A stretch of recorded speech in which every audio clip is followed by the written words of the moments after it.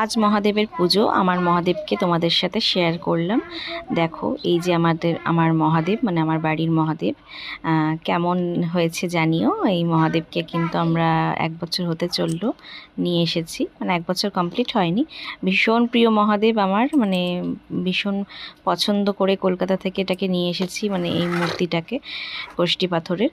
তো আমি এখানে মহাদেবের আজকে লাস্ট সোমবার, যেহেতু মানে পঞ্চম সোমবার, তো আমি আজকে মহাদেবের পুজো যেভাবে বাড়িতে করব, আমি এখানে ঘি, মধু, তো যে চন্দনটা মহাদেব ভালোবাসে সেই চন্দনটা, আর ভস্য নিয়েছি, এখানে ফল নিয়েছি, বেলপাতা, নীলকণ্ঠের মালা, পৈতে, পঞ্চশস্য, ধুতরা ফুল, মানে মহাদেব যা যা ভালোবাসে আমি এখানে নিয়েছি। একটু রজনীর মালা, আকন্দ ফুলের মালা, সামান্য কিছু ফুল, আর এখানে নিয়েছি কিন্তু ফল আর বেল।